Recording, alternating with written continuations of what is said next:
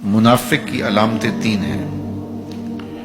جس شخص کے اندر یہ علامات ہوں تو وہ اس نیت سے سنیں کہ آج ابھی اسی وقت میں یہ مصمم عزم کرتا ہوں کہ اپنے سے کھلچ دوں گا ان چیزوں کو اور اپنے من کو، اپنے اندر کو، اپنے باطن کو ان غلاستوں سے پاک کروں گا۔ اور عملی موضوعات پہ بات کرنے کا میرا مقصود بھی یہی ہوتا ہے کہ ہماری زندگی میں، سب سے پہلے اپنی زندگی میں اور پھر میرے ملنے والوں کی زندگی کے اندر عملی طور پہ تبدیلی پیدا ہو۔ تو اس نیت کے ساتھ جب آپ سنیں گے تو اللہ برکت کرے گا۔ تو سنیے رسول رحمت نے ارشاد فرمایا صلی اللہ علیہ وآلہ وسلم نے کہ منافق کی نشانیاں تین ہیں۔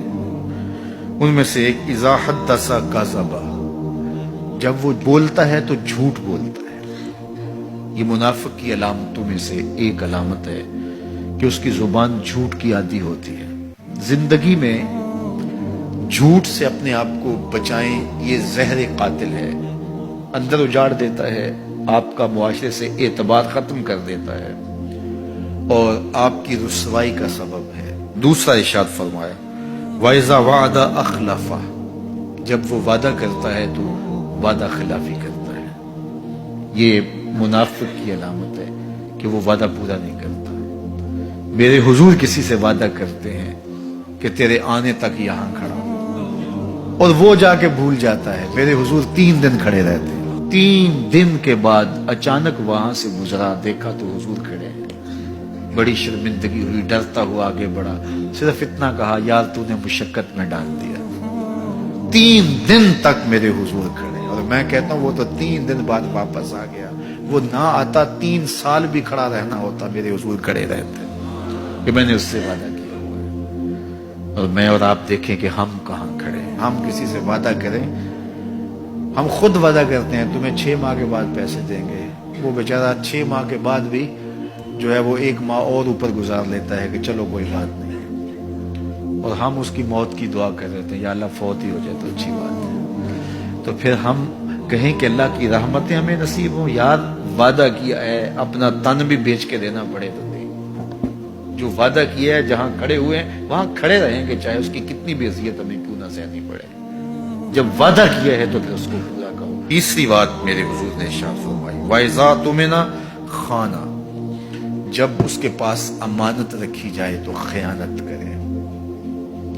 اس کے پاس پیسے رکھے جائیں، دولت رکھی جائے، کوئی زمین اس کے نام کوئی کر دے کسی وجہ سے، کوئی اور اس کے پاس امانت رکھ دے تو وہ اس میں خیانت نہ کرے، بلکہ آپ کے پاس کوئی بات امانت رکھی جائے تو اس کو بھی جو ہے وہ لوگوں تک نشر نہ کرے۔ تمہارے کان میں اگر کوئی بات کرے تو وہ امانت ہے، جب وہ بات کر رہا ہو تو دائیں بائیں دیکھ رہا ہو، تو پھر اس کا مطلب یہ ہے کہ وہ یہ چاہ رہا ہے کہ یہ بات کوئی اور نہ سنے، تو پھر صاحب امانت کو چاہیے کہ کوئی اور نہ سنے۔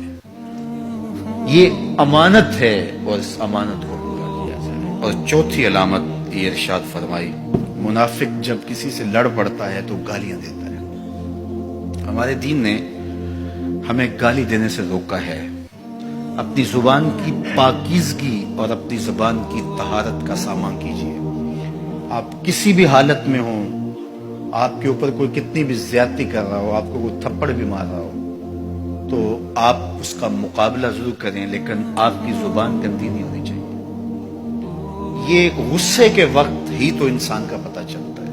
ظفر سے آدمی نہ جانیے چاہے جتنا بھی ہو، صاحب فہم و ذکا، جسے عیش میں یاد خدا نہ رہی، جسے تیش میں خوف خدا نہ رہا۔ عیش کی زندگی ہو یا تیش کی زندگی، خوشی کا مرحلہ ہو یا مرحلہ غم ہو، آپ دیکھو نارمل زندگی کے اندر تو آپ معتدل ہوں گے ہی ہوں گے، لیکن جب آپ کا بیلنس خراب ہوتا ہے خوشیوں کے وفور کی وجہ سے، اس وقت پتہ چلے گا۔ یہ ہے انسان کا امتحان، یہ ہے انسان کی آزمائش۔